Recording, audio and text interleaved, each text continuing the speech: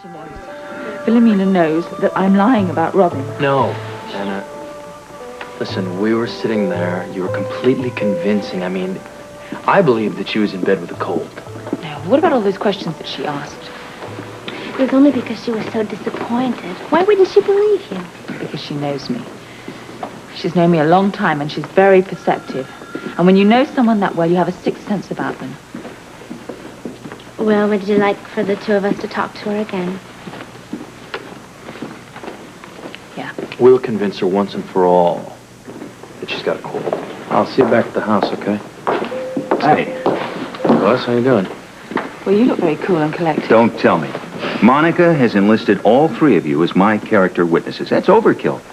Well, there's your witness. Good luck, bud. Thanks. Good morning. You seen Sean? Yeah, right. That's the first I knew about my little problem. Thank you for providing me with some backup. You worried? Yeah, a little. I don't know why I should be. The charges are ridiculous. Oh, you don't have to convince me of that. I'm just sorry. How can I help?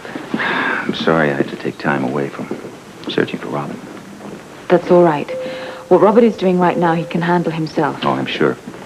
Would you like to hear my cold, objective analysis of what's happening? Yes. I'm a little afraid of what it might be. Oh, no, don't be. Please, sit down. Oh, I see nothing but a bright side. That's not really a cold analysis of anything, Buzz. That just sounds like wishful thinking to me. No. Now, here's the way I see it.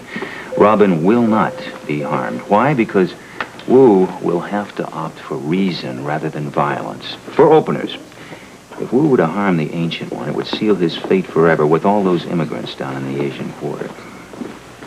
He's never considered them before. Why would he do that now? If he lays one finger on the Ancient One or try to have him eliminated, can you imagine the response of those people down there? Now, that old man, the Ancient One, is the nearest thing to a messiah to those workers in the Asian quarter.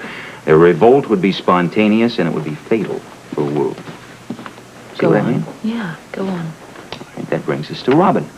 By the same reasoning, she will not be harmed. He dare not harm her. If he did, it would bring down instant reprisal from Robert. And Robert, in his own way, has a worldwide backup system through his connections with the WSB. Wu really does not want to contend with that. I see your point. Now, one more thing. Wu is after the Black Pearls. That's the beginning and the end of that. Robin and the Ancient One are means to that end. They are his bargaining tools. He has to keep them alive and well. He has to. See the logic of what I'm saying? All right. All right, say I go with the odds, and Robin is safe, and she comes back to us. What then? Excuse me, but it seems to be the witching hour. I gather they've erected a scaffold in there. No, Edward is just about ready to drop the gavel, that's all. I'd like to be there. Wish me luck. Listen, Anna, if you'd like to come in to the board meeting and just sit and wait. No, I'd rather stay out here, please. No problem. I'm on my break, so if you want somebody to wait with you, I'd be happy to. Oh, thanks, Bobby. Good luck, sir. See you in a bit. Edward Quartermain. You'd better watch out. Our striker's a pretty tough man.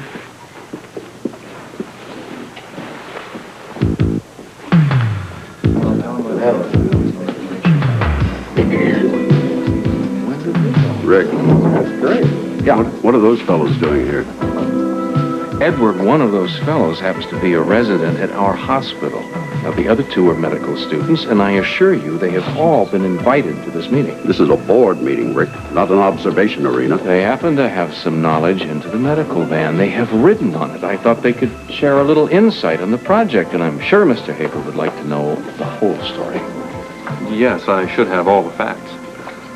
All right, let's get started. Edward, can you hold just 1 second? That may be a call for me. Thank you. Hello. You got it. The excerpt from the documentary will be on in exactly 7 minutes. You are terrific. Thank you. I'm glad you think so. Cross your fingers for Buzz. You got it.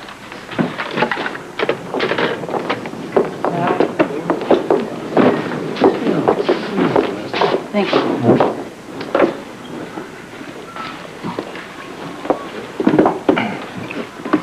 Are we all ready? Yes, Mr. Chairman. Meeting will come to order, please. Ladies and gentlemen, we're here this morning because we have a very serious problem on our hands. Otherwise, the gentleman sitting here to my left wouldn't be here. Mr. Haber represents the Plymouth Rock Insurance Company. Has put this hospital on notice that our insurance coverage is in serious jeopardy because of misuse and unauthorized staffing of the medical van. Now, we're here to look into these charges. If these charges are correct, then, of course, the insurance company has every right to reevaluate our vehicle insurance policy. We are now threatened with a premium hike that is so high that the medical van project is not only impractical, but downright foolhardy. You're speaking of financial impracticality, not medical, I take it. Dollars and cents, Dan, just plain dollars and cents. I wouldn't dream of questioning the medical value, regardless of my personal feelings. Which are? Well, that's neither here nor there, Amanda. I mean, oh, and by the way, Mr. Haber, this is the second incident involving this van. Oh, really? I'm not aware of another incident. We narrowly escaped a personal injury claim when a young boy in the Asian Quarter, he fell off the back of the medical van. Fortunately, his parents decided not to sue us, but it didn't do too much for our reputation. Yeah, all this newspaper publicity isn't helping us either, so where's it all going to end? Perhaps Dr. Stryker would care to enlighten us. Oh, I'm sorry, Edward. I'm a little confused. What is the question on the table? Are we talking about the little boy who fell off the van? Are we talking about the medical van in general? Are we talking about the reputation of this hospital? Yeah. In a moment, you'll be asked to answer all those questions. Gee, I'd like to put out just one question on the table right now, and I think that's really the question that's at issue here. Unauthorized personnel on the medical van. Is that right, Mr. Haber? Yes, according to the report, a woman named Anna Devane has been riding in the van frequently. I gather she's not employed here at the hospital, so what is she doing on the vehicle? Yes, we'd all be interested in knowing that. Well, maybe I should answer that question myself. Anna Devane happens to be a qualified paramedic. She was tested, and she was certified by Audrey Hardy, who happens to be chief of the nurses and also married to Dr. Hardy. Well, I think that makes it clear that the charge of unauthorized personnel in the van is totally invalid. Well, I would like to hear Miss Devane's own version in order to complete my report. If she was on the van as frequently as reported, then I'd like to hear of the paramedic services she performed. Well, I think you're going to be hearing from her directly. However, there's one other thing you might find very interesting to listen to, if you'll forgive me. Dr. Hardy has arranged for this television to be here.